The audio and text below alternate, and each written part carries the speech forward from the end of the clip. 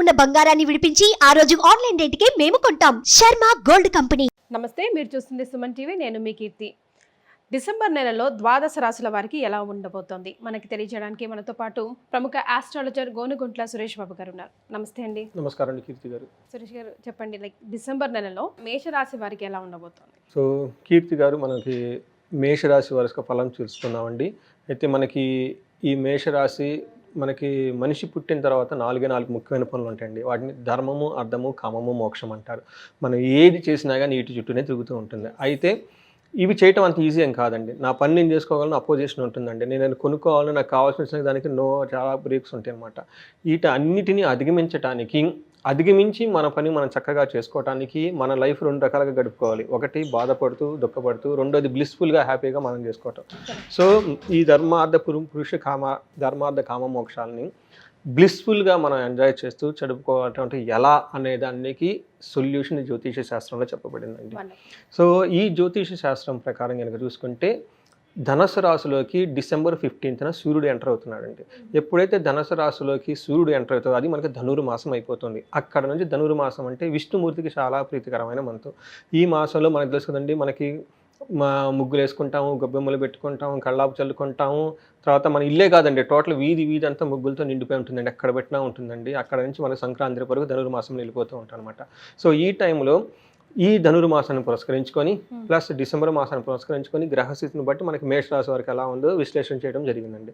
First మేషరాశి కనుక చూసుకుంటే వీళ్ళకి అశ్విని 1, 2, 3, 4 పాదాలు, భరణి 1, 2, 3, 4 పాదాలు, తర్వాత కృతిక ఫస్ట్ పాదం అంతా మనకి మేషరాశి కింద వస్తారు. వీళ్ళకు అంతేకాకుండా పేరు బలం కనుక మనం చూసుకుంటే వీళ్ళకి చూ, చే, చో, లా, లీలు, ఏ, లా, లో, ఆ ఈ పేర్లతో ఈ సౌండ్స్తో ఎవరైనా పేరు కనుక స్టార్ట్ అవుతున్నా వాళ్ళు కూడా మేషరాశి అని మనం చెప్పుకోవాలండి. సో మనకి గ్రహస్థితి అంటే ఎక్కడెక్కడ ప్లానెట్స్ ఉన్నాయి కనుక చూసుకుంటే వీళ్ళకి ధనుసు రాశిలో 15th నుంచి సూర్యుడు ఎంటర్ అవుతున్నాడు. తర్వాత వీళ్ళకి శుక్రుడు వచ్చేటప్పటికి డిసెంబర్ 2 నుంచి మకర రాశిలోకి ఎంటర్ అవుతున్నాడు. కర్కాటక రాశిలో ఆల్రెడీ కుజుడు అక్కడ ఉన్నారండి. తర్వాత వచ్చేటప్పటికి వృశ్చిక రాశిలో బుధుడు ఎంటర్ అవుతున్నమాట. అంటే ఈ 4 గ్రహాల యొక్క ఈ రాశిలో ఉండటం వల్ల మేషరాశి వారికి ఎలా ఉందో మనం చూద్దాం. మనకి జ్యోతిష శాస్త్రంలో రకరకాల కాన్సెప్ట్స్ ఉంటాయండి, రకరకాల వే ఆఫ్ అప్రోచ్ ఉంటుంది ప్రిడిక్షన్ చేయడానికి. ఇందులో ఒక అప్రోచ్ వచ్చేటప్పటికి సూక్ష్మ గోచారం, లఘు గోచారం అంటారనమాట. దీని ప్రకారం కనుక చూసుకుంటే ఫస్ట్ 15 days డిసెంబర్ మంత్ ఎలా ఉంటుందంటే పీడాం రిపప్రియం పుత్రార్ధలాభం సుఖాప్తి అని చెప్తాను. దీని ప్రకారం కనుక చూసుకుంటే ఫస్ట్ 15 days శారీరకంగా కొంచెం బాధ ఉంటుంది. తర్వాత శత్రువులతో కనుక కలిసి కూర్చొని కనుక ఏదైనా కనుక డిస్కషన్ చేస్తే ఇది అప్పర్ హ్యాండ్గా ఉంటుంది. తర్వాత వీళ్ళకి పుత్రుల ద్వారా ధన సంపాదన వచ్చే అవకాశం ఎక్కువగా ఉంది. స్త్రీల ద్వారా కూడా చాలా చక్కగా బాగుంటుంది. కానీ స్త్రీలతో కొంచెం గొడవలు పడే అవకాశం ఎక్కువగా ఉంది. ఇది ఫస్ట్ 15 days. నెక్స్ట్ 15 days మనకి ఎలా ఉంటుందంటే ద్వేషం, రిపప్రియం, పుత్రార్ధలాభం, కలహం అని చెప్తారు.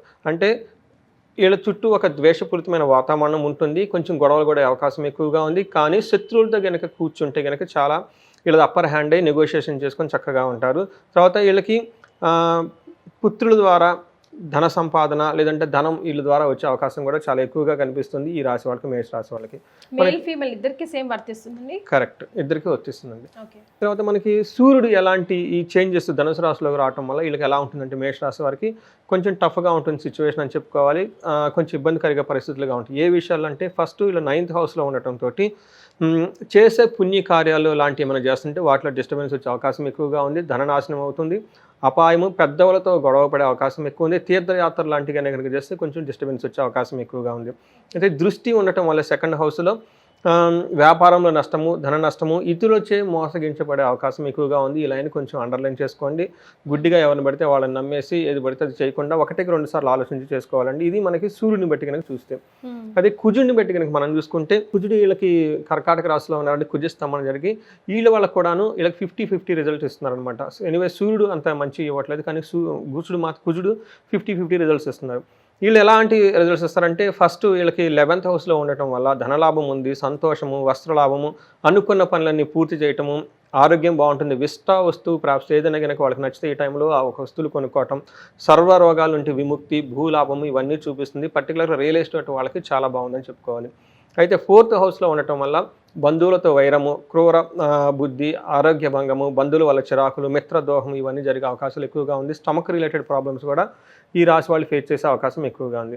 మనకి శుక్రుడు మారటం వల్ల వీళ్ళకి కొన్ని విషయాల్లో చాలా పాజిటివ్గా ఉంది, కొన్ని విషయాలు ఛాలెంజింగ్గా ఉంది. ఫస్ట్ ఏ విషయంలో పాజిటివ్గా ఉందంటే ఫోర్త్ హౌస్లో ఉండటం వలన సుఖస్థానము, స్త్రీలతో మాట్లాడడానికి చాలా చక్కగా ఆసక్తి చూపిస్తారు. పుత్రులతోటి, మిత్రులతోటి, వైఫ్ తోటి, లేకుంటే హస్బెండ్ తోటి, బంధువులతోటి చాలా సంతోషంగా ఉంటారు.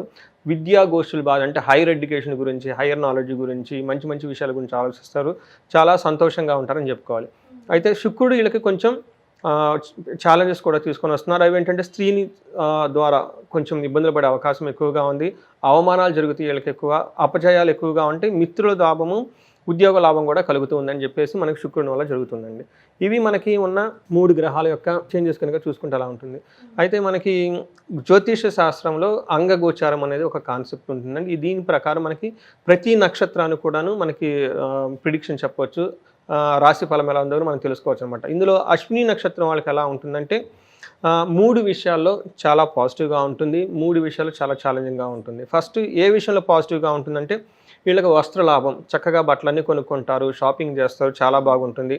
తర్వాత రాజ్య లాభము, వీళ్ళకి ఏమంటారంటే ప్రమోషన్స్ వచ్చే అవకాశము, ఉన్నత విద్యలు చేసే అవకాశము, తర్వాత వీళ్ళకి ఏదైనా కనుక న్యూగా కొత్తగా జాబ్ చేసుకున్న జాబ్ కానీ ఇవన్నీ వచ్చే అవకాశం ఎక్కువగా ఉంది. తర్వాత వీళ్ళకి పరవాసము, అంటే ఉన్న ప్లేస్లో కాకుండా కొన్ని రోజులు వేరే వాళ్ళ ఫ్రెండ్స్ ఇంట్లోనో లేదంటే బంధువులలోనో వేరే యాత్రలు చేయటం కానీ ఇవన్నీ చేసే అవకాశం కూడా వీళ్ళకి ఎక్కువగా ఉందండి, పరవాసం. తర్వాత వీళ్ళకి ఛాలెంజెస్ ఎక్కడ ఉందంటే ఫైనాన్షియల్గా బాగా స్ట్రగుల్ అవుతారు.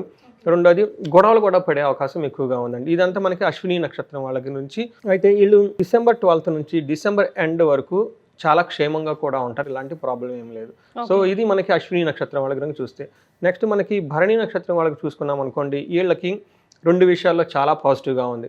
అదేంటంటే రాజ్య లాభము, ప్రమోషన్స్ వస్తుంది, చాలా బాగుంటుంది. నెక్స్ట్ వీళ్ళకి వస్త్ర లాభం కూడా కనిపిస్తుంది. వీళ్ళు షాపింగ్ చేయటం, ఏదైనా బట్టలు తీసుకోవటం, ఆర్నమెంట్స్, జ్యువెలరీ కొనే అవకాశం కూడా కనిపిస్తుంది. వీళ్ళకి ఛాలెంజ్ ఎక్కడ ఫేస్ చేస్తారంటే ఒకటి పోవర్టీ, బాగా ఫైనాన్షియల్గా క్రైసిస్ ఎక్కువ ఫేస్ చేస్తూ ఉంటారు. గొడవలు అయ్యే అవకాశం కూడా ఎక్కువగా ఉండే వాతావరణం కూడా ఎక్కువగా ఉంది. కృతికా నక్షత్రం వాళ్ళకి కనుక చూస్తుంటే వీళ్ళకి 2 విషయాలు చాలా బాగుంది. ఇందాక చెప్పుకున్నట్లు వీళ్ళకి కూడా రాజ్యలాభం చాలా బాగుంది, ప్రమోషన్స్ అవన్నీ వచ్చేస్తాయి. నెక్స్ట్ వస్త్రలాభం ఉంది, బట్టలు కానీ అవన్నీ కొనుక్కునే అవకాశం, ఎక్కువ షాపింగ్ చేస్తారు. తర్వాత వీళ్ళకి గొడవలు అయ్యే అవకాశం కూడా చాలా ఎక్కువగా ఉంది. నెక్స్ట్ కృతికా నక్షత్రం వాళ్ళకి కొంచెం ఫైనాన్షియల్ క్రైసిస్ కూడా ఫేస్ చేసే అవకాశం ఎక్కువగా ఉంది వీళ్ళకండి. తర్వాత మనకి కొన్ని మృత్యు నక్షత్రాలు ఉంటాయండి. అంటే ఈ నక్షత్రం వాళ్ళకి ఏమన్నది, బట్ వేరే నక్షత్రం మీద క్రూర గ్రహాలు ఉండటం వీళ్ళకి కూడా ఇంపాక్ట్ ఉంటుంది. అలాంటి కనుక చూసుకుంటే భరణి నక్షత్రం వాళ్ళకి శని యొక్క ప్లస్ కుజుని యొక్క ప్రభావం ఉండటంతో వీళ్ళకి కొంచెం లైట్గా యాక్సిడెంట్లు అయ్యేది, బ్లడ్ని కళ్ళు చూసే అవకాశం ఎక్కువగా ఉంది, జాగ్రత్తగా ఉండాలి. కృతికా నక్షత్రం వాళ్ళకి గాయాలయ్యే అవకాశం ఎక్కువగా ఉంది కాబట్టి ఈ 2 నక్షత్రం వాళ్ళు చాలా జాగ్రత్తగా ఉండాలి. రైట్. సో 3 నక్షత్రాలు చూసుకున్నా పాజిటివ్ ఎంత కనిపిస్తుందో నెగిటివ్ కూడా అంతే కనిపిస్తుంది కాబట్టి ఉపశమనం గురించి మనం ఏమైనా రెమెడీస్ సజెస్ట్ చేద్దామండి?